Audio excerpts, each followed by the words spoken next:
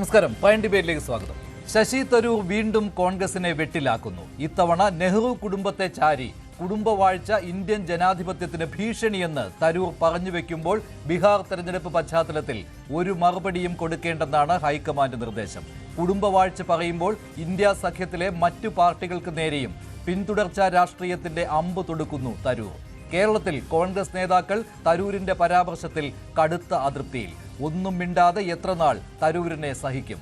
രാജ്മോഹൻ ഉണ്ണിത്താൻ പറഞ്ഞ പോലെ നെഹ്റു കുടുംബത്തിന് നേരെ തരൂർ തിരിയുമ്പോൾ കോൺഗ്രസ് പ്രവർത്തകർ എങ്ങനെ സഹിക്കും? രക്തസാക്ഷിയായി പാർട്ടിയിൽ നിന്ന് പുറത്തു പോകാനോ തരൂരിന്റെ ഈ തന്ത്രം? ഒന്നും മിണ്ടാതിരുന്നാൽ തരൂർ പറയുന്നതെല്ലാം സത്യമെന്ന് സമ്മതിക്കുന്നതിന് തുല്യമാവുകയില്ലേ? പ്രൈം ഡിബേറ്റ് ചർച്ച ചെയ്യും.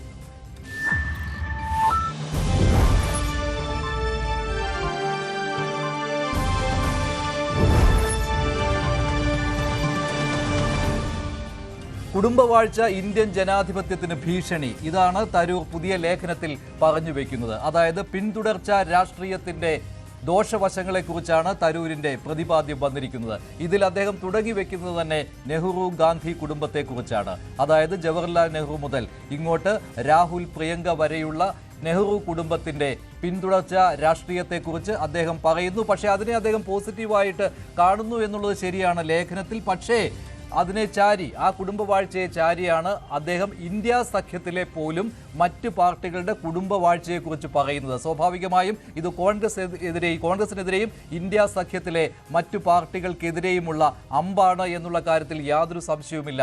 അതുകൊണ്ട് തന്നെയാണ് കോൺഗ്രസ് ഇതേക്കുറിച്ച് പ്രതികരിക്കാതിരിക്കുന്നതും BJP ഇക്കാര്യം ആയുധമാക്കി ബീഹാർ തെരഞ്ഞെടുപ്പിലും ഉന്നയിക്കുന്നത്. അവിടെ RJD ഉണ്ട്. RJD ലാലു പ്രസാദ് യാദവിൻ്റെയും തേജസ്വി യാദവിൻ്റെയും കാര്യം കൂടി എടുത്തു പറഞ്ഞുകൊണ്ടാണ് അവിടെ BJP ഈ വിഷയം ആയുധമാക്കുന്നത്. തരൂരിനെതിരെ ഒന്നും ഇതുവരെ കോൺഗ്രസ് നേതാക്കൾ പ്രതികരിച്ചിട്ടില്ല എങ്കിൽ പോലും രാജ്മോഹൻ ഉണ്ണിത്താൻ ഇക്കാര്യത്തിൽ പ്രതികരിക്കുകയുണ്ടായി. അദ്ദേഹത്തിന്റെ പ്രതികരണത്തിലേക്ക് വരാം. അതിനു മുൻപ് Shri N Sreekumar, Shri Panicker, doctor G Gopakumar എന്നിവർ ചേരുകയാണ്. ഡോക്ടർ G ഗോപകുമാർ, എന്താണ് തരൂർ ഇവിടെ ഉദ്ദേശിക്കുന്നത്?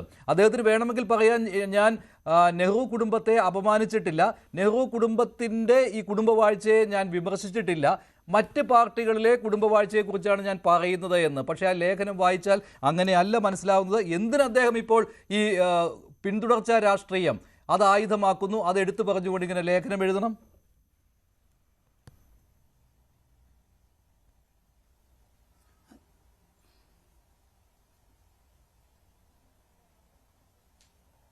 ഡോക്ടർ ഗോപകുമാർ.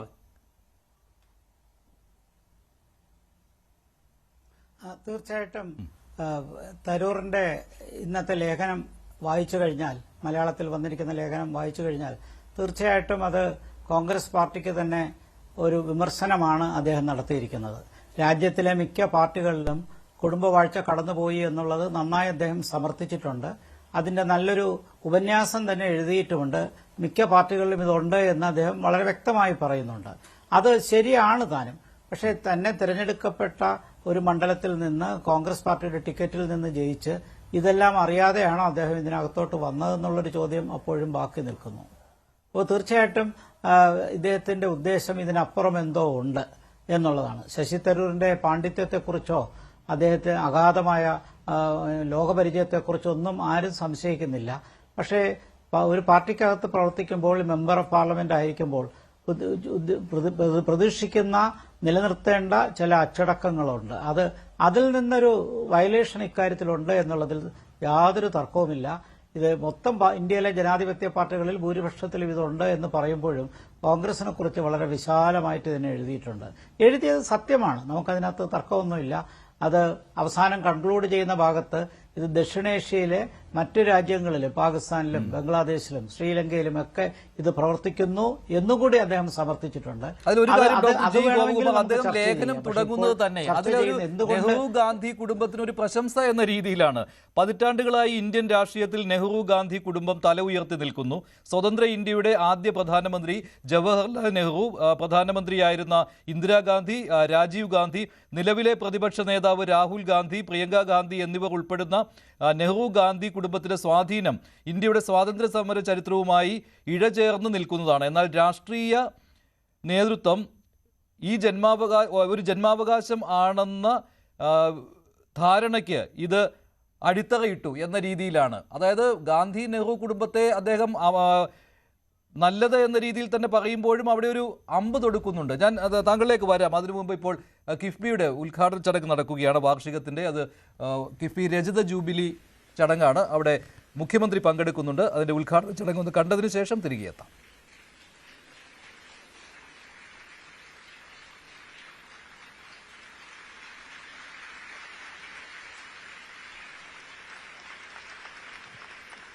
രജത ജൂബിലി സ്മരണിക ഇംഗ്ലീഷ് ബഹുമാനപ്പെട്ട മുഖ്യമന്ത്രി റവന്യൂ മന്ത്രിക്ക് നൽകി പ്രകാശനം ചെയ്യുന്നു.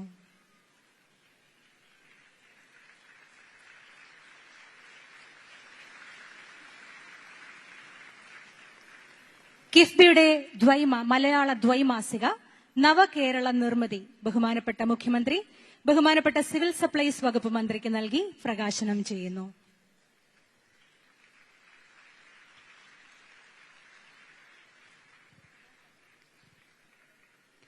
കിഫ്ബി പദ്ധതികളെക്കുറിച്ചുള്ള വിവരങ്ങൾ വാട്സാപ്പിൽ അറിയുന്നതിനുള്ള ബോട്ട് സോഫ്റ്റ്വെയർ ലോഞ്ച് മുഖ്യമന്ത്രി ഇപ്പോൾ നിർവഹിക്കുന്നു.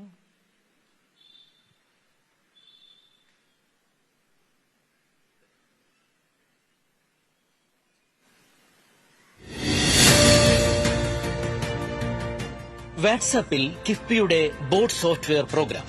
കിഫ്ബിയെക്കുറിച്ച് അറിയേണ്ടതെല്ലാം ഇനി വിരൽത്തുമ്പിൽ ലഭ്യമാകും. വാട്സാപ്പിൽ കിഫ്ബി പദ്ധതികളെക്കുറിച്ചുള്ള വിവരങ്ങൾ അറിയുന്നതിനുള്ള തലസ്ഥാനത്ത് കിഫ്ബി രജത ജൂബിലി ആഘോഷമാണ് നടക്കുന്നത്. മുഖ്യമന്ത്രി പിണറായി വിജയൻ പങ്കെടുക്കുന്നുണ്ട്. അതിന്റെ ദൃശ്യങ്ങളാണ് കണ്ടത്. അല്പസമയത്തിനകം അദ്ദേഹം സംസാരിക്കും. അപ്പോൾ തിരികെ എത്താം. ഡോക്ടർ ജി ഗോപകുമാർ, ഇവിടെ മറ്റ് രാഷ്ട്രീയ പാർട്ടികളിലേക്കാണ് തരൂർ വിരൽ ചൂണ്ടുന്നത്. തുടങ്ങി വെക്കുന്നത് നെഹ്റു ഗാന്ധി കുടുംബത്തിൽ എന്നതാണ്. പക്ഷേ ഇത് വായിച്ചു നോക്കുമ്പോൾ അറിയാമല്ലോ, ഇവിടെ അദ്ദേഹം നെഹ്റു കുടുംബത്തിന്റെ കുടുംബവാഴ്ചയെ കൂടി പറയാൻ ഉദ്ദേശിച്ചുകൊണ്ട് മറ്റു പാർട്ടികളിലേക്ക് കടന്നു വന്നിരിക്കുന്നുവെന്ന്.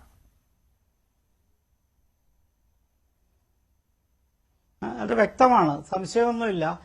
നെഹ്റു കുടുംബത്തെ പ്രകീർത്തിച്ചുകൊണ്ട് വലുതായിട്ടൊന്നും പറയുന്നതായിട്ട് എനിക്ക് തോന്നിയില്ല. അദ്ദേഹം വാസ്തവത്തിൽ അങ്ങനെ പറയേണ്ടിയിരുന്നെങ്കിൽ നെഹ്റുവിന് ശേഷമാണ് കുടുംബവാഴ്ച ശക്തമായത്. അതിനിടയ്ക്ക് ലാൽ ബഹദൂർ ശാസ്ത്രി പ്രധാനമന്ത്രിയായിരുന്ന ചരിത്രം കൂടി ഒന്ന് സൂചിപ്പിച്ചിട്ട് ഇന്ദിരാഗാന്ധിക്ക് ശേഷമുണ്ടായ ശക്തമായ കുടുംബവാഴ്ച 1969 കോൺഗ്രസിലെ പിളർപ്പിന് ശേഷം കോൺഗ്രസിനകത്തുണ്ടായ കുടുംബവാഴ്ചയുടെ വളർച്ചയും കരിഷ്മാറ്റിക് രാഷ്ട്രീയത്തിലേക്ക് വ്യക്തികളെ കൊണ്ടുവരുന്ന പ്രാധാന്യം, ആ നിലയ്ക്ക് ആ ചർച്ച പോകുന്നതിന് പകരം കുടുംബവാഴ്ചയെക്കുറിച്ച് തന്നെയാണ് പറഞ്ഞിരിക്കുന്നത്. ഇത് അദ്ദേഹത്തിന്റെ ലേഖനം വായിക്കുമ്പോൾ നെഹ്റു ഇതിന് ഉത്തരവാദിയാണ് എന്ന് കൂടി സൂചന ഇല്ലേ എന്ന് സംശയിക്കുന്നു. എന്റെ അഭിപ്രായത്തിൽ അത് തെറ്റായ ഒരു നിരീക്ഷണമാണ്. കാരണം നെഹ്റു ഇന്ദിരാഗാന്ധിയെ പ്രതിഷ്ഠിക്കാനുള്ള ശ്രമങ്ങൾ അന്ന് നടത്തിയിട്ടില്ല. മാത്രമല്ല, അദ്ദേഹത്തിനോടൊപ്പം തലയെടുപ്പുള്ള ഒത്തിരി നേതാക്കന്മാരുള്ള സാഹചര്യത്തിൽ താരതമ്യേന അന്നത്തെ കാലത്ത് അത്രയൊന്നും ഉയരാത്ത ഇന്ദിരാഗാന്ധിയെക്കുറിച്ച് നെഹ്റു സക്സസർ ആകും എന്ന് അദ്ദേഹം പ്രതീക്ഷിച്ചിട്ടുണ്ടാവില്ല. പിൽക്കാലത്താകുമെന്ന് ആഗ്രഹിച്ചിട്ടുണ്ടാകും, ഇല്ലെങ്കിൽ പ്രതീക്ഷിച്ചിട്ടുണ്ടാകും.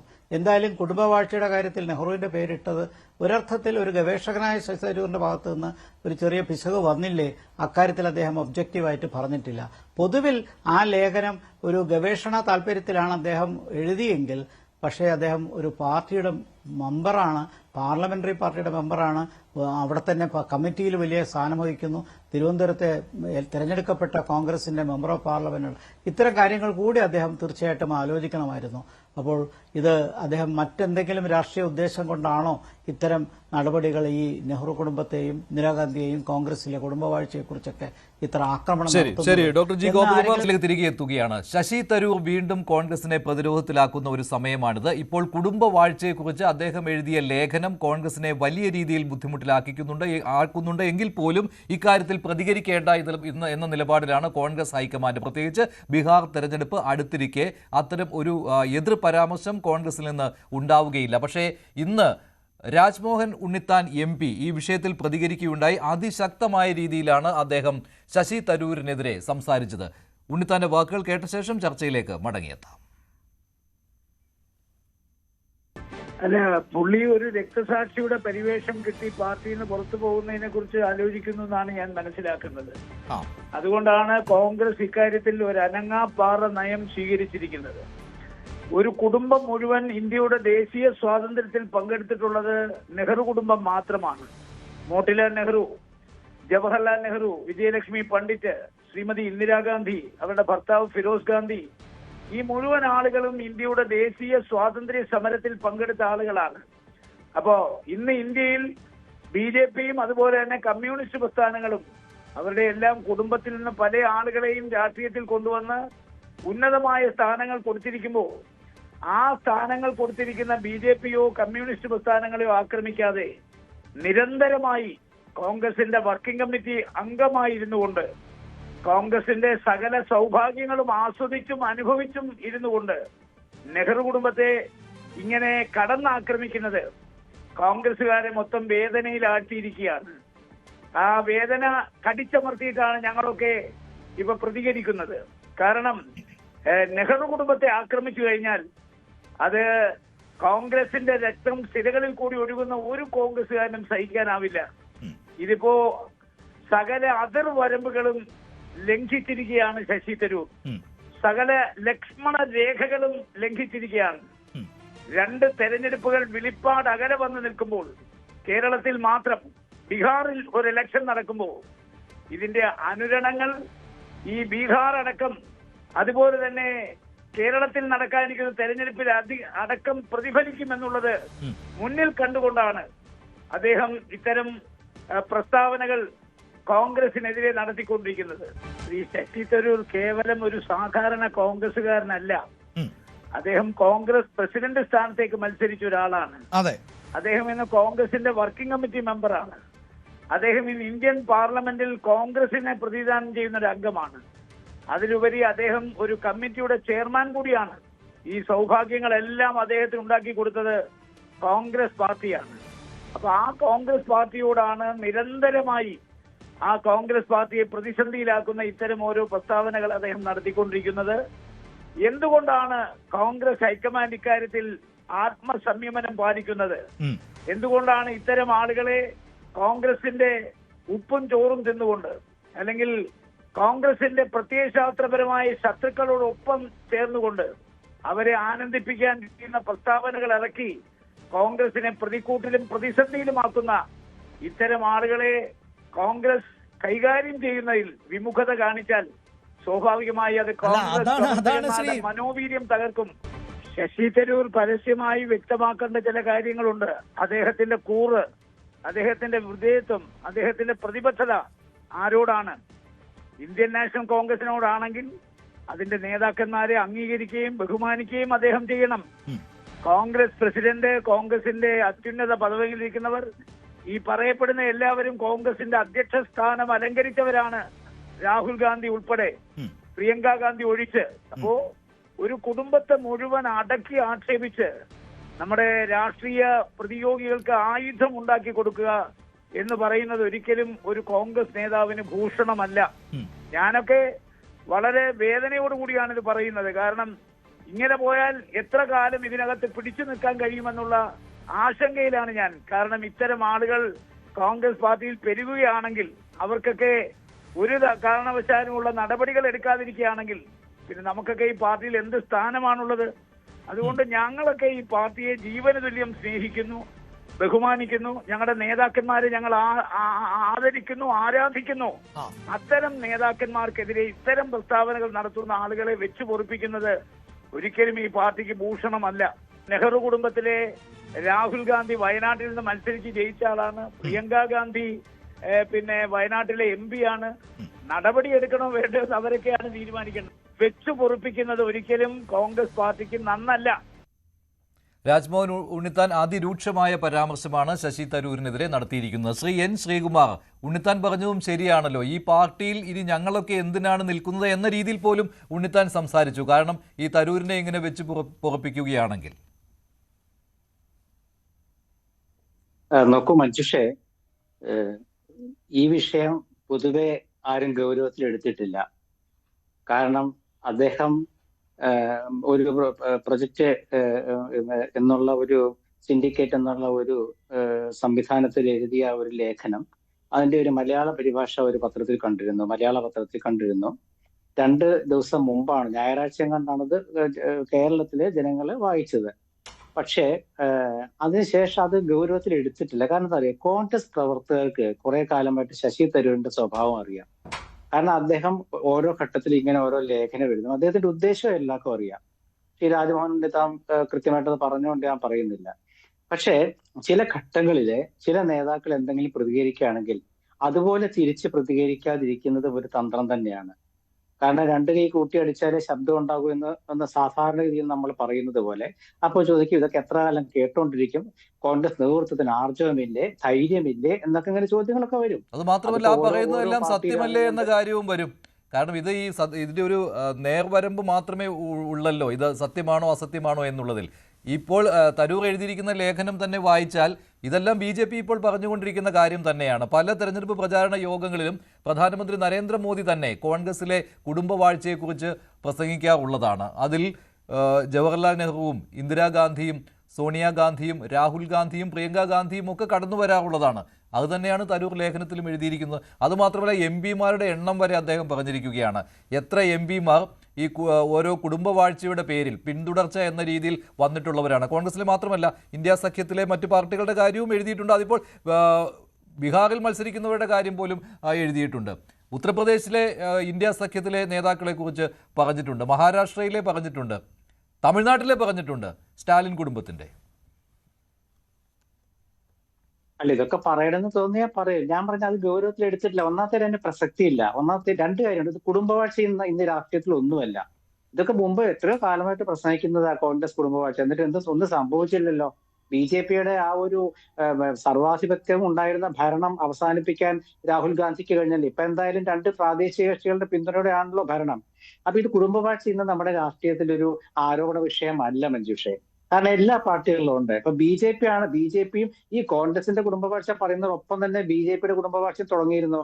രാജമാതാവ് വിജയരാജ സിന്ധ്യ, ഗ്വാളിയോർ രാജമാതാവ്, അവരുടെ മക്കള് മാധവറാവു സിന്ധ്യ ആണെങ്കിലും വസുന്ധരരാജ് സിന്ധ്യ ആണെങ്കിലും ഇപ്പോൾ ജ്യോതിരാദിത്യ സിന്ധ്യ ആണെങ്കിലും ഒക്കെ അതിൽ പെടുന്നതാണ്. അപ്പൊ അത് പോയി, ആ പ്രസക്തി പോയി ഇപ്പൊ കുടുംബവാഴ്ചയ്ക്ക്. പിന്നെ ശശി തരൂരെ അതിപ്പോ കുത്തിപ്പൊക്കെ എന്തിനാണെന്ന് ചോദിച്ചാൽ അദ്ദേഹത്തിന് എന്തെങ്കിലും എഴുതാൻ തോന്നി എഴുതിയെന്ന് മാത്രമേ ഉള്ളൂ. പക്ഷെ എന്തായാലും എനിക്ക് തോന്നുന്നത് ബീഹാർ തിരഞ്ഞെടുപ്പ് കഴിഞ്ഞാൽ ഒരു തീരുമാനം ഉണ്ടാകും, യാതൊരു സംശയമില്ല. കാരണം വേറൊന്നുമല്ല, ഒരു വർക്കിംഗ് കമ്മിറ്റി അംഗം ആയിരിക്കുന്ന ഒരാള് ഇങ്ങനെ എഴുതുമ്പോൾ ഉണ്ടാകുന്ന ചില ചോദ്യങ്ങളുണ്ട്. കാരണം അതൊരു അച്ചടക്ക ലംഘനമാണ്. അപ്പൊ ആ വർക്കിംഗ് കമ്മിറ്റി മെമ്പർ സ്ഥാനത്തു നിന്നെങ്കിലും അദ്ദേഹത്തെ ഒഴിവാക്കാനുള്ള നീക്കം നടന്നേക്കും. ശശി തരൂരിനെ എന്തുകൊണ്ടാണ് കോൺഗ്രസ് സ്വീകരിച്ചതെന്ന് വെച്ചാൽ അദ്ദേഹത്തിൻ്റെതായ ചില കഴിവുകൾ ഉള്ളതുകൊണ്ടാണല്ലോ. അദ്ദേഹം ആ ലേഖനത്തിൽ പറഞ്ഞിരിക്കുന്നത് കഴിവുകളുള്ളവരെ അംഗീകരിക്കുന്നില്ലെന്ന. അദ്ദേഹത്തിന്റെ കഴിവ് കണ്ടുകൊണ്ടാണല്ലോ അദ്ദേഹത്തെ കോൺഗ്രസിലേക്ക് ക്ഷണിച്ച് MP ആക്കിയത്.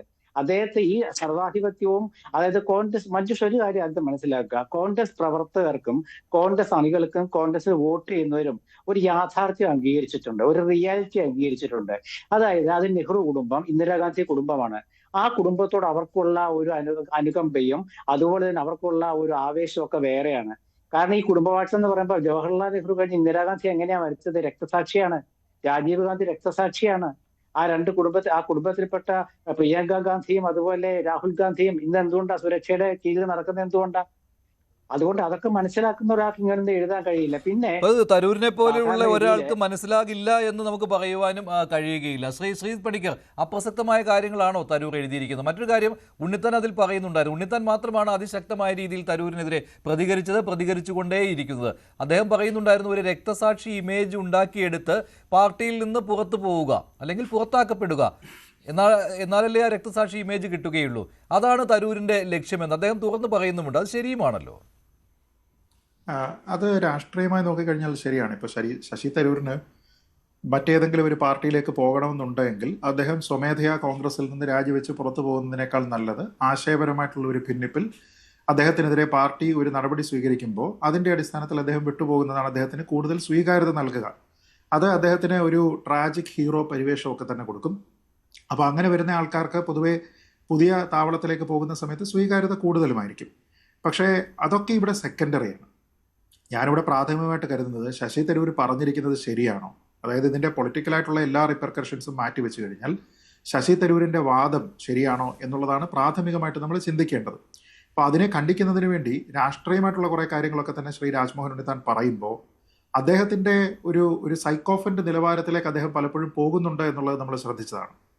കാരണം അദ്ദേഹം പറയുന്നത് എന്താണ്, ഈ നെഹ്റു കുടുംബം മാത്രമാണ് സ്വാതന്ത്ര്യ സമര പ്രസ്ഥാനത്തിൽ പങ്കെടുത്തിരിക്കുന്ന ഒരേ ഒരു കുടുംബം എന്നൊക്കെയാണ് പറയുന്നത്. അപ്പോൾ അത് ഒന്നുകിൽ സൈക്കോഫെൻസിയുടെ അങ്ങേ അറ്റമാണ്, അതിൻ്റെ ഒരു സെനിത്താണ്. അതല്ല എങ്കിൽ അദ്ദേഹത്തിൻ്റെ വിവരമില്ലായ്മയാണ്, അറിവില്ലായ്മയാണ്. ഇപ്പോൾ മറ്റെത്രയോ ആൾക്കാരുണ്ട്. ഇപ്പോൾ സുഭാഷ് ചന്ദ്രബോസും അദ്ദേഹത്തിൻ്റെ സഹോദരൻ ശരത്ചന്ദ്ര ബോസ് ബംഗാളിലെ കോൺഗ്രസിൻ്റെ ബംഗാളിലെ പിന്നെ അവിടുത്തെ നമ്മുടെ KPCCക്ക് തുല്യമായിട്ടുള്ള അവിടുത്തെ പ്രദേശ് കോൺഗ്രസ് കമ്മിറ്റിയുടെ അധ്യക്ഷനായിരുന്ന ആളാണ്. ഏതാണ്ട് 11 വർഷം, ഗാന്ധിയുടെയൊക്കെ പീക്കിൽ 11 വർഷം AICC അംഗമായിരുന്ന ആളാണ്. ലിയനാർഡ് ഗോണൻ എഴുതിയിരിക്കുന്ന വിഖ്യാതമായിട്ടുള്ള സ്വാതന്ത്ര്യ സമര പ്രസ്ഥാനവുമായി ബന്ധപ്പെട്ട പുസ്തകത്തിൻ്റെ പേര് തന്നെ ബ്രദേഴ്സ് അഗെയിൻസ്റ്റ് രാജ് എന്നാണ്. ആ ബ്രദേഴ്സ് അഗെയിൻസ്റ്റ് രാജ് എന്ന് പറയുന്നത് സുഭാഷ് ചന്ദ്രബോസും ശരത്ചന്ദ്ര ബോസുമാണ്. അങ്ങനെ നിരവധി കുടുംബങ്ങളുണ്ട് കേട്ടോ. അത് തയ്യബ്ജി ഉൾപ്പെടെയുള്ള നിരവധി ആൾക്കാരുണ്ട്. അപ്പോൾ അതിൽ പ്രധാനപ്പെട്ട കാര്യം, ഈ എങ്ങനെയാണോ ഇപ്പോൾ ശ്രീ രാജ്മോഹൻ ഉണ്ണിത്താൻ ശശി തരൂരിനെ എതിർക്കുന്നതിന് വേണ്ടിയിട്ടും ഈ നെഹ്റു ഫാമിലിയെ ന്യായീകരിക്കുന്നതിന് വേണ്ടിയിട്ട് അദ്ദേഹം എങ്ങനെയാണോ ശ്രമിക്കുന്നത്, അതിൻ്റെ അപകടം തന്നെയാണ് ആ ലേഖനത്തിൽ ശശി തരൂർ തുറന്നു കാട്ടുന്നത്. അപ്പോൾ ആ ലേഖനത്തിൻ്റെ ഒരു ലിവിങ് എക്സാമ്പിളായിട്ട് ഇപ്പോൾ ഈ രാജ്മോഹൻ ഉണ്ണിത്താൻ സത്യത്തിലൂടെ മാറിയിരിക്കുകയാണ്. കാരണം അദ്ദേഹം പറഞ്ഞിരിക്കുന്ന മെറിറ്റുള്ള പോയിന്റുകൾ എന്താണ്? ഒന്ന്, ഒരു തെരഞ്ഞെടുപ്പിൽ ഒരാൾ മത്സരിക്കുന്ന സമയത്ത് ആ മത്സരാർത്ഥിയുടെ ഏറ്റവും പ്രധാനപ്പെട്ട യോഗ്യത എന്ന് പറയുന്നത് അയാളുടെ സർനെയിം അല്ലെങ്കിൽ അയാളുടെ കുടുംബ പേരാണ് എന്ന് വന്നു കഴിഞ്ഞാൽ അത് പ്രശ്നമാണ്. സത്യമല്ലേ? ഒരു ആധുനിക സമൂഹത്തിൽ, ജനാധിപത്യ സമൂഹത്തിൽ ഒരാളിൻ്റെ സർനെയിമിനാണ് അയാളുടെ അച്ചീവ്മെന്റ്സിനേക്കാൾ അല്ലെങ്കിൽ മെറിറ്റിനേക്കാൾ കൂടുതൽ പ്രാധാന്യം എന്ന് ആരെങ്കിലും ചിന്തിക്കുന്നുണ്ടെങ്കിൽ അത് തെറ്റാണെന്ന് മാറണം. അദ്ദേഹം ആ പറയുന്നതിനോടൊപ്പം തന്നെയാണ് അദ്ദേഹം അതിനെയും നാളെ വേറെ ഏതെങ്കിലും പാർട്ടിയിൽ നിന്ന് പറഞ്ഞു കഴിഞ്ഞാലോ അല്ലെങ്കിൽ കോൺഗ്രസിൽ നിന്ന് തന്നെ അദ്ദേഹം പറഞ്ഞു കഴിഞ്ഞാലോ എൻ്റെ അഭിപ്രായം മാറില്ല. കാരണം അങ്ങനെയുള്ള ഒരു സെൻസ് ഓഫ് എൻടൈറ്റിൽമെന്റിനെ കുറിച്ച് അതേ വാക്കുപയോഗിച്ച് എത്രയോ തവണ മഞ്ജുഷ് ഞാൻ ചർച്ചകളിൽ പറഞ്ഞിട്ടുണ്ട്. അദ്ദേഹം പറയുന്നത് തന്നെയാണ്. അതായത് നമ്മൾ ഏതെങ്കിലും ഒരു കുടുംബത്തിൽ പെടുന്നു, ആ കുടുംബത്തിന് ജനങ്ങളുടെ ഇടയിൽ സ്വീകാര്യതയുണ്ട്. ആ കുടുംബത്തിലുള്ള നിങ്ങളുടെ അച്ഛനോ നിങ്ങളുടെ അമ്മാവനോ നിങ്ങളുടെ സഹോദരിയോ ഒക്കെ തന്നെ എന്തെങ്കിലും കാര്യങ്ങൾ ചെയ്തിട്ടുണ്ടാകും. പക്ഷെ അതിൻ്റെ പേരിൽ നിങ്ങൾ പ്രത്യേകിച്ച് നിങ്ങളുടെ കഴിവുകൾ പ്രദർശിപ്പിക്കാതെ തുടർച്ചയായിട്ടുള്ള പരാജയം നിങ്ങൾക്കുണ്ടാകുന്ന സമയത്ത് പോലും നിങ്ങൾ വീണ്ടും അതിലെ ഏറ്റവും അവിഭാജ്യ ഘടകമായിട്ട് മാറുകയാണെങ്കിൽ അതൊരു സെൻസ് ഓഫ് എൻടൈറ്റിൽമെന്റ് ആണ് എന്നാണ്. രാജഭരണം മാറിയിട്ടുണ്ട്. ഈ ജമീന്ദാർമാർക്കൊക്കെ കിട്ടുന്ന അതേ ബഹുമാനം രാഷ്ട്രീയ നേതാക്കൾക്കും വേണമെന്ന് അവർക്കും കൊടുക്കണമെന്ന് ചിലർക്കും താല്പര്യമുണ്ട് എന്ന് പറയുന്നത് ഇത് കൊടുക്കുന്ന രാജ്മോഹൻ ഉണ്ണിത്താനെ പോലെയുള്ള ആൾക്കാരെ കുറിച്ചാണ്. അദ്ദേഹം പറഞ്ഞിരിക്കുന്ന ചില നിർദ്ദേശങ്ങളുണ്ട് ആ ആർട്ടിക്കിളിന്റെ അവസാനം. ഒന്ന്, മെറിറ്റ് വരണം. ഭരണത്തിൽ തുടർച്ചയായിട്ട് ഭരിക്കുന്നതിന് വേണ്ടിയിട്ട് നിയമപരമായിട്ടുള്ള ഒരു ടേം ലിമിറ്റ് വേണം. നല്ല കാര്യമല്ലേ? ഇപ്പോൾ 2 ടേം അല്ലെങ്കിൽ 3 ടേം കഴിഞ്ഞു കഴിഞ്ഞാൽ പിന്നീട് ഒരാൾ വരാൻ പാടില്ല എന്ന് പറഞ്ഞു കഴിഞ്ഞാൽ നമ്മുടെ നാട്ടിൽ ഈ 50 വർഷമൊക്കെ ഒരാൾ ഒരേ സീറ്റിൽ തന്നെ നിൽക്കുന്ന ആ ഒരു പ്രവണത ഇല്ലാതെയാകും. പിന്നെ സുതാര്യമായിട്ട് നമ്മുടെ നാട്ടിലെ ജനാധിപത്യ പാർട്ടികളിലെ തെരഞ്ഞെടുപ്പ് സംവിധാനം പ്രവർത്തിക്കണം. അത് പലപ്പോഴും കോൺഗ്രസിനെതിരെയുള്ള ആക്ഷേപമാണ്, BJPക്കെതിരെയുള്ള ആക്ഷേപമാണ്, നിരവധി പാർട്ടികൾക്കെതിരെയുള്ള ആക്ഷേപമാണ്. അത് ട്രാൻസ്പെറന്റ് ആയിട്ട് നടത്തുക എന്ന് പറഞ്ഞാൽ ജനാധിപത്യം കൂടുതൽ ശക്തമാവുകയാണ്. ശരിയാണ്, തരൂർ പറഞ്ഞ കാര്യങ്ങളെല്ലാം ശരിയാണ്. പക്ഷേ ശ്രീജിത്ത് പണിക്കർ, തരൂർ ഏത് പാർട്ടിയിൽ നിന്നുകൊണ്ടാണ് ഇത് പറയുന്നത് എന്നതാണ്. കോൺഗ്രസിൽ നിന്നുകൊണ്ടാണ് തരൂർ പറയുന്നത്. തരൂർ അവിടെ എടുത്തു പറഞ്ഞിരിക്കുന്നത് ഈ കോൺഗ്രസിന്റെ കാര്യം, നെഹ്റു കുടുംബത്തെക്കുറിച്ച് പറഞ്ഞപ്പോൾ അദ്ദേഹം അത് പോസിറ്റീവായിട്ട് തന്നെ കണ്ടുകൊണ്ടാണ് പറഞ്ഞത്. കാരണം സ്വാതന്ത്ര്യ സമരത്തിൽ പങ്കെടുത്തുകൊണ്ട് തുടക്കമിട്ടതാണ്. പക്ഷേ അതിനെ രാഷ്ട്രീയ പിന്തുടർച്ച എന്ന രീതിയിൽ മറ്റു പാർട്ടികൾ സ്വീകരിക്കുകയാണ് എന്ന് പറഞ്ഞുകൊണ്ട് അദ്ദേഹം ഏതെല്ലാം പാർട്ടികളുടെ കാര്യമാണ് പറഞ്ഞിരിക്കുന്നത്. അതിൽ 90% പാർട്ടികളും ഇന്ത്യ സഖ്യത്തിലുള്ള പാർട്ടികളാണ്. ചുരുക്കം ചിലപ്പോൾ ചിരാഗ് പാസ്വാൻ ഒഴികിച്ച് കുറച്ചു പേർ മാത്രമാണ് അതിൽ NDA പക്ഷത്തുള്ളത്. BJPയുടേതാണെങ്കിൽ അദ്ദേഹം പേര് പോലും അതിൽ പറഞ്ഞിട്ടില്ല, അല്ലെ? ആ ലേഖനത്തിൽ പറഞ്ഞിട്ടില്ല എന്നാണ്. അപ്പോൾ ഇങ്ങനെ വരുമ്പോൾ തരൂർ കോൺഗ്രസ് പാർട്ടിയിൽ നിന്ന് കോൺഗ്രസിനെ പ്രതിരോധത്തിലാക്കുകയാണ്. അപ്പോൾ അദ്ദേഹത്തിന്റെ ലക്ഷ്യം ഇവിടെ ഈ ബീഹാർ തെരഞ്ഞെടുപ്പിൽ ഈ കോൺഗ്രസിന് നേരെ NDA പ്രയോഗിക്കുന്ന ചില കാര്യങ്ങൾ അതെടുത്ത് പറഞ്ഞുകൊണ്ട് ഇന്ത്യ സഖ്യത്തിനെതിരെ പൊതുവെയുള്ള ഒരു ആക്രമണം എന്ന രീതിയിലായി പോവുകയാണ്. അല്ല, നോക്കൂ, അദ്ദേഹം പറഞ്ഞിരിക്കുന്നതിൽ എന്തുകൊണ്ടാണ് NDA സഖ്യത്തിലുള്ള ആൾക്കാർ ഇല്ലാത്തത് എന്ന് ചോദിച്ചാൽ അദ്ദേഹം പറയുന്നത് ഏതെങ്കിലും ഒരു പാർട്ടിയിലുള്ള എല്ലാ കുടുംബത്തിലുള്ള ആൾക്കാരെ കുറിച്ചല്ല പറയുന്നത്. അദ്ദേഹം ഇവിടെ KM മാണിയും ജോസ് കെ മാണിയും പറ്റി പറയുന്നുണ്ടോ? പറയുന്നില്ല. അദ്ദേഹം എന്തിനെക്കുറിച്ചാണ് പറയുന്നത്? ദേശീയ ശ്രദ്ധ ആകർഷിച്ചിരിക്കുന്ന ഏറ്റവും പ്രധാനപ്പെട്ട പാർട്ടികളിലെ ഡിസിഷൻ മേക്കേഴ്സിനെ കുറിച്ചാണ്. ആ പാർട്ടികളിലെ ഡിസിഷൻ മേക്കേഴ്സാണ് ഇപ്പൊ നേരത്തെ പറഞ്ഞിരിക്കുന്നത് പോലെ. അതാണ് ഞാൻ പസ്വാന്റെ കാര്യം പറഞ്ഞത്. അല്ല, അതെന്തുകൊണ്ട് ലിമിറ്റഡ് ആകുന്നു എന്ന് വെച്ച് കഴിഞ്ഞാൽ അവിടെയുമുള്ള പാർട്ടികളിലോ സഖ്യകക്ഷികളിലോ ഇതേപോലെ ഒരേ കുടുംബത്തിൽ നിന്നുള്ള ആൾക്കാരുണ്ട്. പക്ഷേ ഡിസിഷൻ മേക്കേഴ്സായിട്ട് നിങ്ങൾ വന്നിരിക്കുന്ന പാർട്ടികൾ ഏതൊക്കെയാണ്? ഇപ്പൊ നേരത്തെ പറഞ്ഞു, പിന്നെ ജ്യോതിരാദിത്യ സിന്ധ്യയുടെ കാര്യം. ജ്യോതിരാദിത്യ സിന്ധ്യ BJP എന്ന പാർട്ടിയിലെ ഡിസിഷൻ മേക്കർ ആണോ എന്ന് ചോദിച്ചാൽ അല്ല എന്ന് എല്ലാവർക്കും അറിയാം. പക്ഷേ ചിരാഗ് പാസ്വാൻ ആണോ എന്ന് ചോദിച്ചു കഴിഞ്ഞാൽ ആണ്. അദ്ദേഹത്തിന്റെ പാർട്ടിയിൽ അദ്ദേഹം ഡിസിഷൻ മേക്കറാണ്. സ്റ്റാലിൻ അദ്ദേഹത്തിന്റെ പാർട്ടിയിലെ ഡിസിഷൻ മേക്കറാണ്. അതിനുശേഷം ഇനി അടുത്ത ആൾ വരുന്നുണ്ട്, അത് ഉദയനിധി സ്റ്റാലിൻ ആണെന്ന് അതിൽ സൂചിപ്പിക്കുന്നുണ്ട്. അതങ്ങനെയാണ്. അപ്പോൾ ഇതിൽ പറഞ്ഞിരിക്കുന്നതെല്ലാം അങ്ങനെയുള്ള പാർട്ടികളാണ്. ആ പാർട്ടികളെല്ലാം കൂടുതൽ ഇരിക്കുന്നത് ഇപ്പോൾ ഇന്ത്യ സഖ്യത്തിന്റെ ഭാഗമായിട്ടായതുകൊണ്ട് അത് സ്വാഭാവികമായിട്ട് അങ്ങനെ വന്നു പോകുന്നതാണ്. ഈ ചിരാഗ് പാസ്വാനെ പറ്റി അവിടെ പറഞ്ഞിട്ടില്ലായിരുന്നുവെങ്കിൽ നമുക്കതിനെ ഒരു കുറ്റമായിട്ട് പറയാമായിരുന്നു. പക്ഷേ ഇവിടുത്തെ പ്രധാനപ്പെട്ട പ്രശ്നം എന്താണ്? ശശി തരൂർ അവിടെ കാണിച്ചിരിക്കുന്നത് ഔചിത്യമാണോ അല്ലയോ എന്നുള്ളതാണ്. നോക്കൂ, ഒരു കുടുംബത്തിലുള്ള ആൾക്കാർ ആ കുടുംബവാഴ്ച പിന്നീട് മെറിറ്റിന്റെ അടിസ്ഥാനത്തിലല്ലാതെ തുടർന്നു പോകുന്ന ഒരു സാഹചര്യം ഉണ്ടാകുന്നുണ്ട് എങ്കിൽ അതിനെ ഏതെങ്കിലും കാലത്ത് ആൾക്കാരെ എക്സ്പോസ് ചെയ്യണ്ടേ? അതിനെ ഏതെങ്കിലും കാലത്ത് ആൾക്കാർ ചോദിക്കണ്ടേ? അതല്ലെങ്കിൽ നാളെ എന്ത് സംഭവിക്കും? നാളെ പ്രിയങ്ക ഗാന്ധിയുടെ മകനും മകളും ഇതേപോലെ തന്നെ കോൺഗ്രസിൽ ഒരു ഡയറക്റ്റ് എൻട്രി കിട്ടിയതിന് ശേഷം മറ്റുള്ള ആൾക്കാരെ പോലെ സ്ട്രഗിൾ ചെയ്യാതെ കുടുംബ പേരിന്റെ അടിസ്ഥാനത്തിൽ വരും. ഞാൻ പറഞ്ഞത് അങ്ങനെയാണെങ്കിൽ ഈ പറയുന്ന ശശി തരൂർ ഇത്രയും കാലം കോൺഗ്രസിൽ നിന്നതും പല ടേം MP ആയതും ഒരു തവണ കേന്ദ്രമന്ത്രി ആയതുമൊക്കെ ഇതൊന്നും അറിയാതെയാണോ അദ്ദേഹം ഈ പദവികളൊക്കെ സ്വീകരിച്ചത്? അന്നും ഡൈനാസ്റ്റി പൊളിറ്റിക്സ് ഉണ്ടായിരുന്നു കോൺഗ്രസിൽ. അല്ല, നോക്കൂ, ഇതിൽ ഞാൻ പറയുന്നത് അദ്ദേഹത്തിന് അവസരങ്ങൾ കിട്ടിയിട്ടില്ല എന്നോ അദ്ദേഹത്തിന്റെ അഭിപ്രായം ഏതെങ്കിലും ഒരു സമയത്ത് വ്യത്യസ്തമായിരുന്നോ ഒന്നുമല്ല. ദ ഗ്രേറ്റ് ഇന്ത്യൻ നോവൽ എന്ന് പറഞ്ഞിട്ടുള്ള ഒരു പുസ്തകം എഴുതിയിരിക്കുന്ന ആളാണ് ശശി തരൂർ. ആ പുസ്തകം എഴുതിയതിന് ശേഷമാണല്ലോ അദ്ദേഹം കോൺഗ്രസ് പാർട്ടിയിലേക്ക് വന്നത്. ആ പുസ്തകത്തിന്റെ പ്രമേയം എന്തായിരുന്നു?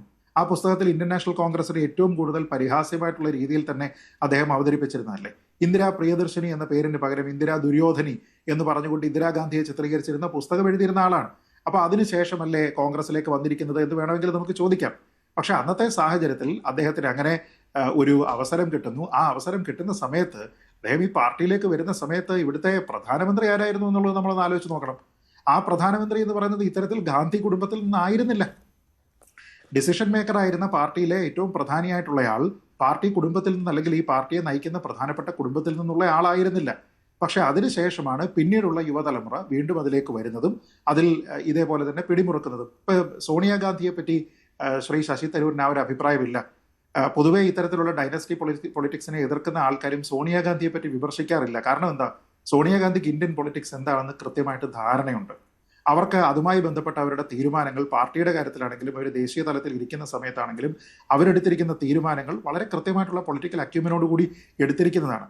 പക്ഷെ അതേ അക്കൗണ്ടബിലിറ്റി എല്ലാ ആൾക്കാർക്കും ഇല്ല എന്നുള്ള ഒരു പ്രശ്നമുണ്ട്. രണ്ട്, മറ്റുള്ള ആൾക്കാർക്ക് കിട്ടുന്ന ഒരു ഡയറക്റ്റ് എൻട്രി ഉണ്ടല്ലോ. ആ എൻട്രി എന്താ? രാഹുൽ ഗാന്ധി എന്തായിട്ടാണ് പാർട്ടിയിൽ വരിക? രാഹുൽ ഗാന്ധി, എൻ്റെ ഓർമ്മ ശരിയാണെങ്കിൽ പാർട്ടിയുടെ ജനറൽ സെക്രട്ടറിയോ മറ്റോ ആയിട്ടാണ് പാർട്ടിയിലേക്ക് എൻട്രി വരുന്നത്. പ്രിയങ്ക ഗാന്ധി എന്തായിട്ടാണ് വരിക? ഞാൻ ചോദിക്കുന്നത്, പ്രിയങ്ക ഗാന്ധിയോടൊപ്പം രാഷ്ട്രീയ പ്രവർത്തനം ആരംഭിച്ചിരിക്കുന്ന, അല്ലെങ്കിൽ അവർ ജനിച്ച വർഷം ജനിച്ചിരിക്കുന്ന, KSU വഴിയോ അല്ലെങ്കിൽ NSU വഴിയോ ഒക്കെ തന്നെ പോയിരിക്കുന്ന ഏതെങ്കിലും ഒരാളിനും പ്രിയങ്ക ഗാന്ധിക്ക് കിട്ടുന്ന അതേ രീതിയിലത്തേക്ക് സ്വീകാര്യത കിട്ടുമോ? നമുക്ക് വേണമെങ്കിൽ പറയാം, ഒരാൾ തെരഞ്ഞെടുപ്പിൽ ആൾക്കാർ വോട്ട് ചെയ്തിട്ടല്ലേ ജയിച്ചത് എന്ന് പറയാം. അപ്പോൾ അത് ജനാധിപത്യപരമായിട്ട് തെരഞ്ഞെടുക്കപ്പെട്ടിരിക്കുന്നതല്ലേ, എങ്ങനെ ചോദ്യം ചെയ്യാം എന്ന് നമുക്ക് ചോദിക്കാം. ശരിയാണ്. പക്ഷേ നിങ്ങൾ കാൻഡിഡേറ്റ് ആകുന്നത് എവിടെയാണ്? തെരഞ്ഞെടുക്കപ്പെടുന്നതിന് മുമ്പാണല്ലോ കാൻഡിഡേറ്റ് ആകുന്നത്. അപ്പോൾ ഒരു ദേശീയ പ്രസ്ഥാനത്തിന്റെ ഏറ്റവും ചുരുങ്ങിയ സീറ്റുകളിലേക്ക് മത്സരിക്കാൻ നിങ്ങൾക്ക് കിട്ടുന്ന വെയിറ്റ് എന്താണ്? മഞ്ജുഷിന് സംശയമുണ്ടോ? പ്രിയങ്ക ഗാന്ധിയുടെ ട്രാക്ക് റെക്കോർഡാണോ പ്രിയങ്ക ഗാന്ധി ഗാന്ധി കുടുംബത്തിൽ, നെഹ്റു കുടുംബത്തിൽ നിന്നുള്ള ആളാണ് എന്നതിന്റെ പേരിലാണ്? കുടുംബം തന്നെയാണ്. അല്ല, തരൂർ എഴുതിയ കാര്യത്തിലൊന്നും സംശയമില്ല. അദ്ദേഹം എഴുതിയത് സ്വാഭാവികമായിട്ടും ഉയരുന്ന സംശയങ്ങൾ തന്നെയാണ്. പക്ഷേ അദ്ദേഹം ഈ കോൺഗ്രസിനകത്ത് പോലും പലതവണ ഈ വിമർശനങ്ങൾ ഉയർന്നു വന്നിട്ടുള്ളതുമാണ്. പക്ഷെ നിലവിൽ കോൺഗ്രസിൽ നിന്നുകൊണ്ട് കോൺഗ്രസിനെതിരെ തരൂർ ഇത്തരം കാര്യങ്ങൾ പറയുന്നത് തരൂർ മറ്റു ചില ലക്ഷ്യങ്ങൾ വെച്ചുകൊണ്ടാണ് എന്നതാണല്ലോ ചർച്ചാ വിഷയം. ഞാൻ താങ്കളിലേക്ക് വരാം. Shri doctor G. Gopakumar, why I am a Hindu എന്ന് പറഞ്ഞ ശശി തരൂർ, അപ്പോൾ തരൂരിന് വേണമെങ്കിൽ അതിൽ BJPയിലേക്ക് പോകുവാനും മടി ഉണ്ടാവുകയില്ല എന്ന രീതിയിലുള്ള പ്രതിപാദ്യങ്ങളാണോ ഇപ്പോൾ വന്നുകൊണ്ടിരിക്കുന്നത്? അതിലേക്ക് സോഫ്റ്റൻ ചെയ്ത് വന്നുകൊണ്ട് കോൺഗ്രസിൽ നിന്ന് പുറത്തു പോവുക എന്നുള്ളത്?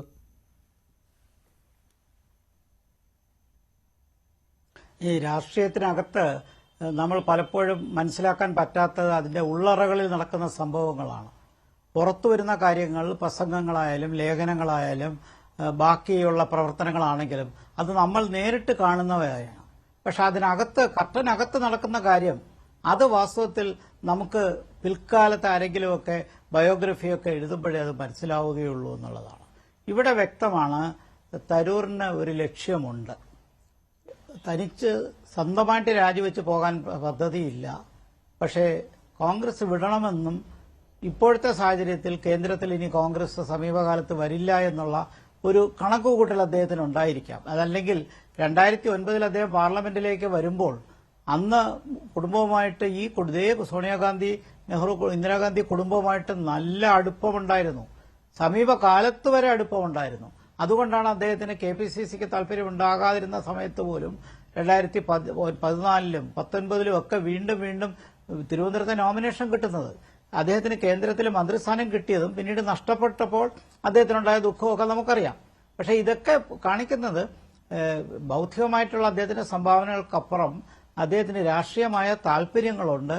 അത് നടക്കാത്ത സാഹചര്യത്തിൽ, ഇനി വലിയ പ്രതീക്ഷ വയ്ക്കാത്ത സാഹചര്യത്തിൽ ഒരുപക്ഷെ കോൺഗ്രസിന് സമീപകാലത്തൊന്നും കേന്ദ്രത്തിൽ വരാൻ പറ്റില്ല എന്നുള്ളത് കൊണ്ടായിരിക്കാം അദ്ദേഹം ചുവട് മാറ്റുന്നത്. ഈ ചുവട് മാറ്റം ബി ജെ പിയിലേക്കോ തീർച്ചയായിട്ടും അതല്ലെങ്കിൽ കേന്ദ്ര ഗവൺമെന്റ് നൽകുന്ന ഏതെങ്കിലും വലിയ പദവിയിലേക്കോ ആയിരിക്കും എന്നുള്ളതാണ് എന്റെ ഊഹം. അതിനുവേണ്ടി അദ്ദേഹം കളിക്കുന്ന ഒരു നാടകമാണ്. കാരണം ഇതൊന്നും അറിയാതെയല്ല വന്നത്. തീർച്ചയായിട്ടും ഇതെല്ലാം അറിഞ്ഞു തന്നെയാണ് വന്നത്.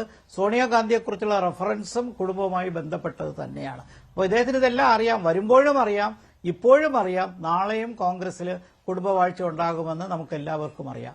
അത് കൊണ്ട് തന്നെയാണ് അദ്ദേഹം വന്നതും.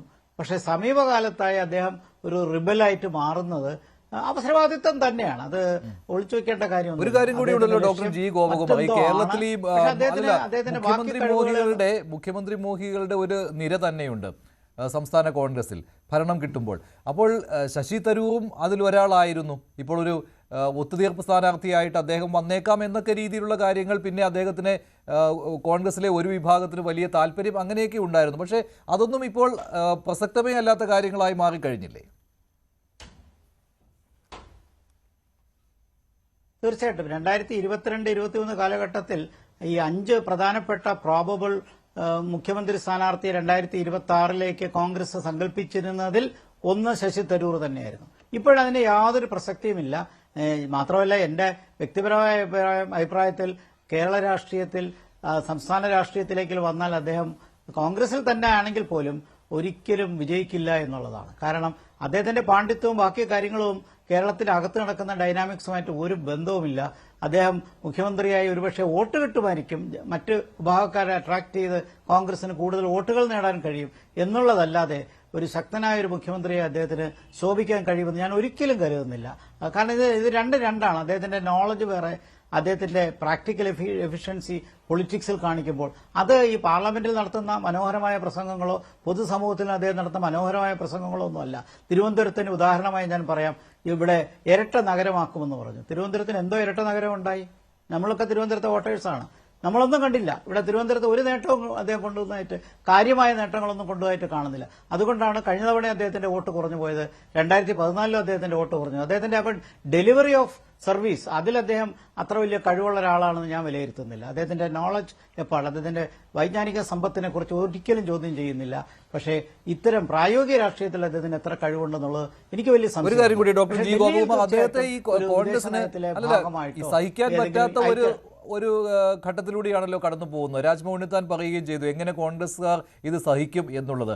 പക്ഷെ ഒന്നും മിണ്ടാനാകാത്ത അവസ്ഥയിൽ കൂടിയാണ്. അതിനും ഒരു ടൈം ലിമിറ്റ് താങ്കൾ കാണുന്നുണ്ടോ, എത്ര നാളെന്ന്? തരൂർ അടങ്ങിയിരിക്കില്ല. അടുത്ത ലേഖനവുമായി ഉടൻ തന്നെ വരും സ്വാഭാവികമായിട്ടും. തീർച്ചയായിട്ടും.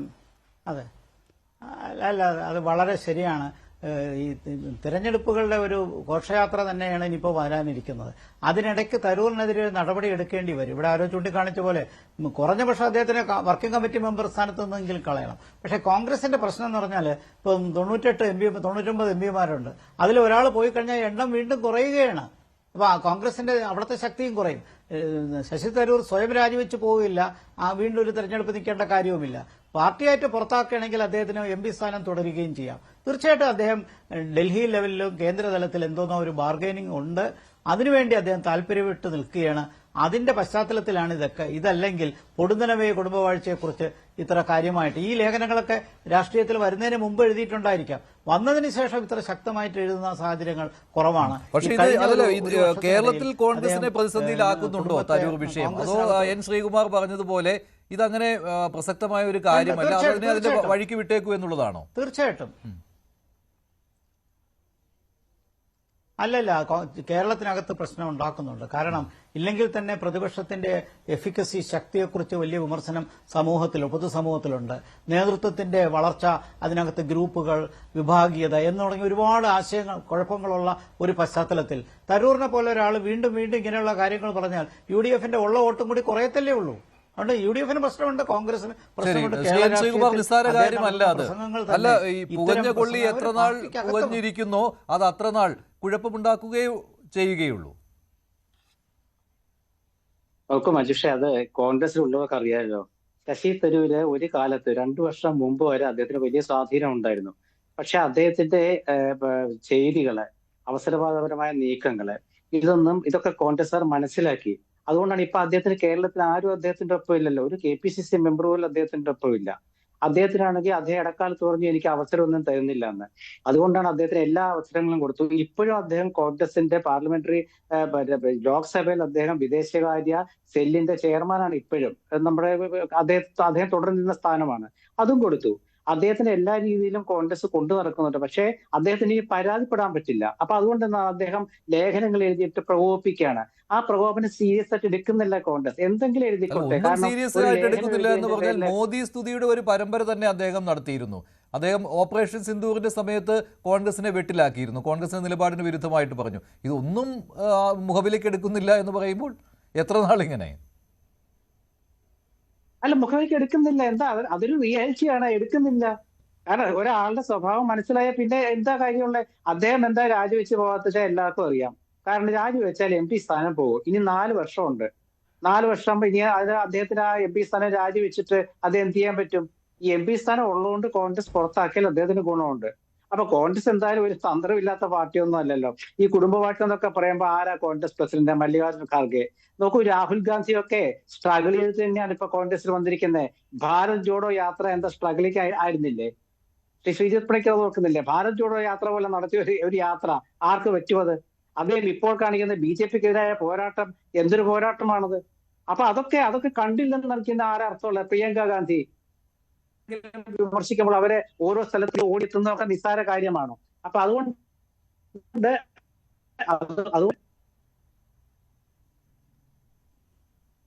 ശരി, ശ്രീജിത് പണിക്കർ അതിനുള്ള മറുപടി കൂടി. അതായത് പ്രിയങ്ക ഗാന്ധി നമ്മുടെ എല്ലാ ദേശീയ തലത്തില് അവരെ എല്ലാ സ്ഥലത്തും പോകുന്നുണ്ട്. അവർ ഓടി നടക്കുന്നുണ്ട്. അവർ കേരളത്തിൽ വന്നിട്ട് അവരെ ഇവിടെ മത്സരിച്ചു. നമ്മുടെ വയനാട് മത്സരിച്ചു. അവർ ലക്ഷങ്ങൾ വോട്ടിന് ജയിച്ചു. രാഹുൽ ഗാന്ധി അമേഠിയിൽ മത്സരിച്ചു. ലക്ഷങ്ങൾ വോട്ടിന് ജയിച്ചു. ആ രാഹുൽ ഗാന്ധിയുടെ കുടുംബത്തിൽപ്പെട്ട ഒരാള് രാഹുൽ ഗാന്ധിയെ മുമ്പ് തോൽപ്പിച്ച സ്മൃതി ഇറാനിയെ അമേഠിയിൽ തോൽപ്പിച്ചു. അവിടെ രാഹുൽ ഗാന്ധി റായ്ബറേലിയിൽ ജയിച്ചു. ഇതൊക്കെ നിസ്സാര കാര്യമാണോ? അപ്പൊ ആ കുടുംബത്തെ കോൺഗ്രസ് അംഗീകരിച്ചു, ജനങ്ങൾ അംഗീകരിച്ചു. പിന്നെന്താ പ്രശ്നം? ശശി തരൂരിന്റെ വിഷയം എന്താ വെച്ചാൽ അദ്ദേഹം ഇങ്ങനെ അത് ഒരു അസ്വസ്ഥത ഉണ്ടാക്കുന്നതാണെന്നുള്ള ശരിയാ. പക്ഷെ കോൺഗ്രസ്സർക്ക് മനസ്സിലായി. കാരണം ഇദ്ദേഹം ഇങ്ങനെയാണ് എന്ന് മനസ്സിലായാൽ. കാരണം ഇപ്പൊ കുടുംബാധിപത്യം എന്നുള്ളത് ഇല്ലിപ്പോ കേരളത്തിൽ തന്നെ നോക്കൂ. ഇപ്പൊ നമ്മള് കേരളമാണല്ലോ മെയിൻ ആയിട്ട് ചർച്ച ചെയ്യേണ്ടത്. ബീഹാറിലൊക്കെ ഈ ലേഖനമായി തരൂർ പറഞ്ഞ കാര്യങ്ങളെല്ലാം ശരിയാണ്. കുടുംബാധിപത്യത്തെ കുറിച്ച് അദ്ദേഹം പറഞ്ഞതെല്ലാം ശരിയാണ്. ഒന്നും സംഭവിക്കാത്ത കാര്യങ്ങളല്ല. അല്ല, ഞാൻ പറഞ്ഞു നിർത്തട്ടെ. അതായത് ഞാൻ പറഞ്ഞല്ലോ അല്ലെന്നേ ഞാൻ പറഞ്ഞ നെഹ്റു കുടുംബം, ഇന്ദിരാഗാന്ധി കുടുംബം കോൺഗ്രസും ജനങ്ങളും അംഗീകരിച്ചതിൽ എത്ര കാലമായി ആ കുടുംബം ഇന്ത്യ ഭരിക്കുന്നു? എത്ര കാലമായി? ഇപ്പോൾ തിരിച്ചു ഒറ്റ മിനിറ്റ് കൂടെ ഞാൻ പറഞ്ഞു കേൾക്കാം. ഇപ്പൊ കേരളത്തിൽ തന്നെ നിങ്ങൾ നോക്കൂ. CPM എതിർക്കാൻ പറ്റുമോ കുടുംബവാഴ്ച? CPIക്ക് എതിർക്കാൻ പറ്റുമോ കുടുംബവാഴ്ച? BJPക്ക് ദേശീയ തലത്തിൽ എടുക്കാൻ പറ്റുമോ കുടുംബവാഴ്ച? ഇല്ല. കൊച്ചു പാർട്ടികൾക്ക് എതിർക്കാൻ പറ്റുമോ കുടുംബവാഴ്ച? ഇല്ല. എന്തിനാ EMS നമ്പൂതിരിപ്പാടിന്റെ മകനെ അദ്ദേഹം പാർട്ടിയിൽ ഒന്നുമല്ലാത്ത കാലത്തല്ലേ അദ്ദേഹത്തെ പഴയ മുകുന്ദപുരത്ത് സ്ഥാനാർത്ഥിയാക്കിയത്? അപ്പൊ അന്ന് അദ്ദേഹം ഒരു സ്ട്രഗിൾ ചെയ്തിട്ടല്ല EM ശ്രീധരൻ രാഷ്ട്രീയത്തിലേക്ക് വന്ന. അദ്ദേഹം തരൂർ സെലക്റ്റീവ് ആയി പോയിട്ടുണ്ട്. തരൂർ ഇക്കാര്യത്തിലും സെലക്റ്റീവ് ആയിട്ടുണ്ട്. അല്ല, നോക്കൂ, തരൂറിന്റെ അദ്ദേഹത്തിന് രാഷ്ട്രീയത്തിൽ സ്വിച്ച് ചെയ്യണോ വേണ്ടയോ, അദ്ദേഹം മറ്റൊരു സ്ഥലത്തേക്ക് പോകാൻ ആഗ്രഹിക്കുന്നുണ്ടോ ഇല്ലയോ എന്നുള്ളത് ഞാൻ ആദ്യ ഭാഗത്ത് തന്നെ എൻ്റെ കാഴ്ചപ്പാട് ഞാൻ പറഞ്ഞതാണ്. അദ്ദേഹത്തിന് മറ്റൊരു പാർട്ടിയിലേക്ക് പോകണമെങ്കിൽ അദ്ദേഹം സ്വന്തം നിലയ്ക്ക് അവിടേക്ക് പോകുന്നതിനേക്കാൾ കൂടുതൽ സ്വീകാര്യത ഒരു ട്രാജിക് ഹീറോ പരിവേഷം അദ്ദേഹത്തിന് കിട്ടുക, നിലവിലെ പാർട്ടി ആശയപരമായിട്ടുള്ള ഒരു വ്യത്യാസത്തിന്റെ അടിസ്ഥാനത്തിൽ അദ്ദേഹത്തിനെതിരെ നടപടിയെടുക്കുമ്പോൾ അദ്ദേഹം പോയാലാണ്. അതല്ല എങ്കിൽ ശശി തരൂർ മാത്രമായിട്ട് പോകുന്നു. അല്ലെങ്കിൽ ശശി തരൂരും ബഹുജനങ്ങളുടെ സെന്റിമെന്റ്സും മറ്റൊരു പാർട്ടിയിലേക്ക് പോകുന്ന രീതിയിലാണ്. അപ്പോൾ സ്വാഭാവികമായിട്ടും അങ്ങനെ ഒരു സ്വിച്ചിന് അദ്ദേഹം ആഗ്രഹിക്കുന്നുണ്ടെങ്കിൽ ആ രീതിയിൽ തന്നെ അത് പ്ലാൻ ചെയ്യുന്നതാണ് ബുദ്ധിയുള്ള ഏതൊരു രാഷ്ട്രീയക്കാരനും ചെയ്യേണ്ടത്. അദ്ദേഹം നിലവിൽ ചെയ്യുന്നതും അത് തന്നെയാണെന്നാണ് ഞാൻ മനസ്സിലാക്കുന്നത്. രണ്ട്, നമ്മൾ തെറ്റായിട്ടുള്ള അനാലജി ഉപയോഗിക്കുമ്പോൾ ഉണ്ടാകുന്ന പ്രശ്നമാണ്. ഇപ്പോൾ രാഹുൽ ഗാന്ധി ചെയ്തിട്ടില്ലേ, അദ്ദേഹം ഇന്ത്യ മുഴുവൻ ഭാരത് ജോഡോ യാത്രയുമായി നടന്നിട്ടില്ലേ എന്ന് ചോദിക്കുമ്പോൾ ശ്രീകുമാർ അത് എപ്പോഴാണ്? ഞാൻ നേരത്തെ പറഞ്ഞു, നിങ്ങൾ ബഹുജനങ്ങളുടെ പിന്തുണയോടുകൂടി നിങ്ങളൊരു തെരഞ്ഞെടുക്കപ്പെട്ട ജനപ്രതിനിധി ആയില്ലേ, അതിനുശേഷം നിങ്ങൾ ഇന്നത് ചെയ്തില്ലേ എന്ന് പറയുന്നിടത്തല്ല, നിങ്ങൾക്ക് ആ അവസരം കിട്ടുന്നതിലാണ്. ഇപ്പൊ ഞാൻ പറയാം, പിന്നെ ഭാരത് ജോഡോ യാത്രയുടെ കൂടെ ഏതാണ്ട് 80% സ്ഥലത്ത് നടന്നിട്ടുണ്ട് നമ്മുടെ ആലപ്പുഴയിലുള്ള അനിൽ ബോസ്, കോൺഗ്രസിന്റെ. അനിൽ ബോസ് ആരായി? ഞാൻ പറഞ്ഞത് നടക്കുന്നതാണ്, രാജ്യം മൊത്തം നടക്കുന്നതാണ് നിങ്ങളുടെ ക്രൈറ്റീരിയ എങ്കിൽ നടന്നിരിക്കുന്നതിനകത്തിൽ പിന്നെ അനിൽ ബോസ് ഉണ്ട്. എന്നിട്ട് അനിൽ ബോസിനെ നിങ്ങൾ എന്ത് ചെയ്യും? അടുത്ത തവണ കോൺഗ്രസിന്റെ പ്രസിഡന്റ് ആക്കോ? അല്ലല്ല, അപ്പൊ അത് പറയരുത്. ഞാൻ ചോദിക്കുന്നത്, നിങ്ങൾക്ക് അങ്ങനെ നടക്കുന്നതിനും ആ നടപ്പിന് ഭാരത് ജോഡോ യാത്ര എന്ന് ബ്രാൻഡ് ചെയ്യപ്പെടുന്നതിനും അതിനുള്ള അവസരം നിങ്ങൾക്ക് കിട്ടിയത് എന്താണ്? നിങ്ങളുടെ എൻട്രി ടിക്കറ്റ് ആരാണ് പഞ്ച് ചെയ്ത് തന്നതെന്നാണ് ഞാൻ ചോദിക്കുന്നത്. ആ എൻട്രി ടിക്കറ്റ് നിങ്ങൾക്ക് പഞ്ച് ചെയ്ത് തന്നിരിക്കുന്നത് നിങ്ങളുടെ സർനെയിമാണ്. ആ കാര്യത്തിൽ തർക്കമില്ല. 2, ഇതൊക്കെ അറിഞ്ഞിട്ടല്ലേ പിന്നെ ഇദ്ദേഹം വന്നിരിക്കുന്നത്? ഞാനത് ആദ്യം തന്നെ പറഞ്ഞല്ലോ. ഇന്ദിരാ പ്രിയദർശിനിയെ ഇന്ദിരാ ദുര്യോധനി എന്ന് പറഞ്ഞിട്ട് നോവൽ എഴുതിയിരിക്കുന്ന ശശി തരൂർ അതേ കോൺഗ്രസ് പാർട്ടിയിൽ വരുന്നു. കോൺഗ്രസ് പാർട്ടിയിൽ അദ്ദേഹം വരുന്ന സമയത്ത് കോൺഗ്രസ് പാർട്ടിയുടെ തലപ്പത്തിരിക്കുന്ന ആൾക്കാരിൽ ഒന്ന് മൻമോഹൻ സിംഗും മറ്റൊന്ന് സോണിയാഗാന്ധിയുമാണ്. സോണിയാഗാന്ധിയോട് ആശയപരമായിട്ട് ഒരു കാലത്തും ശശി തരൂർ അഭിപ്രായ വ്യത്യാസം പറഞ്ഞിട്ടില്ല. അവിടെ നമ്മുടെ ഈ തെരഞ്ഞെടുപ്പ് നടക്കുന്ന സമയത്ത് അദ്ദേഹം ഒരു കാൻഡിഡേറ്റ് ആയിട്ട് നിൽക്കുന്ന സമയത്ത് പോലും അദ്ദേഹം സോണിയാഗാന്ധിയുമായി ചർച്ച ചെയ്തതിന് ശേഷം തീരുമാനമെടുക്കും എന്നാണ് പറഞ്ഞിരുന്നത്. സോണിയാഗാന്ധിയെ ഒരു ഘട്ടത്തിലും അദ്ദേഹം പരസ്യമായിട്ട് തള്ളിപ്പറയുന്ന ഒരു നിലപാടും ഉണ്ടായിട്ടില്ല. പക്ഷേ സോണിയാഗാന്ധി മാറിയതിനു ശേഷം പിന്നീടുണ്ടായിരിക്കുന്ന കോൺഗ്രസിന്റെ ലീഡർഷിപ്പിൽ അദ്ദേഹത്തിന് അതൃപ്തിയുണ്ട്. അത് ഡയറക്ഷൻലെസ് ആയിട്ടാണ് പോകുന്നത് എന്നുള്ളതിന് ഈ നാട്ടിലെ ജനങ്ങൾ കൊടുക്കുന്ന തെളിവുണ്ടല്ലോ. നേരത്തെ അദ്ദേഹം പറഞ്ഞതുപോലെ കോൺഗ്രസ് തുടർച്ചയായിട്ട് എത്ര കാലമായിട്ട് പ്രതിപക്ഷത്തിരിക്കുന്നു, എന്തുകൊണ്ടാണ് കോൺഗ്രസിന് വലിയ പ്രചരണം നടത്തിയതിനു ശേഷവും ഭരണം പിടിക്കാനായിട്ട് സാധിക്കാത്തത്, കോൺഗ്രസിന് ഒറ്റയ്ക്ക് എന്തുകൊണ്ടാണ് 3 അക്കത്തിലേക്ക് പോലും എത്താനായിട്ട് സാധിക്കാത്തത്, അങ്ങനെയുള്ള പ്രധാനപ്പെട്ട പ്രശ്നമുണ്ട്. അതായത് രാഹുൽ ഗാന്ധിയുടെ നേതൃത്വത്തിൽ കോൺഗ്രസിന് ഡിക്ലൈൻ ആണ് ഉണ്ടായിട്ടുള്ളത്. അതിലെന്താ തർക്കം? ഇപ്പോൾ BJP ഏതെങ്കിലും ഒരു നയവുമായി ബന്ധപ്പെട്ട് ഒരു നിയമം പാസ്സാക്കുന്നതിന് വേണ്ടിയിട്ട് രാജ്യസഭയിലും ലോക്സഭയിലേക്കും ആൾക്കാർക്ക് വിപ്പ് കൊടുത്ത് വിളിക്കുന്ന സമയത്ത് രാഹുൽ ഗാന്ധി പറയുന്ന തീരുമാനത്തിന് ചെവി കൊടുക്കാതെ ഇന്ത്യ സഖ്യത്തിലെ എത്രയോ പാർട്ടികൾ അവിടെ നിന്ന് ഇറങ്ങിപ്പോയിട്ടുണ്ട്. ഏറ്റവും ചുരുങ്ങിയത് ഇപ്പൊ നമ്മൾ കണ്ടതല്ലേ, വൈസ് പ്രസിഡന്റിന്റെ തെരഞ്ഞെടുപ്പിന്റെ സമയത്ത് ആരുടെ വോട്ടാ ചോർന്നിരിക്കുന്നത്? ഇന്ത്യ സഖ്യത്തിലെ വോട്ടാണ്.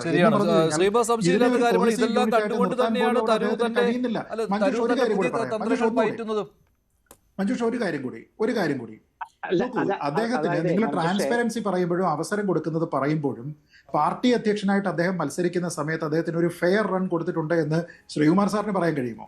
ഞാനും ശ്രീകുമാർ സാറും മഞ്ജുഷും കൂടി ഇരുന്നിട്ടുള്ള എത്രയോ ചർച്ചകൾ ഉണ്ടായിട്ടുണ്ട് അല്ലേ?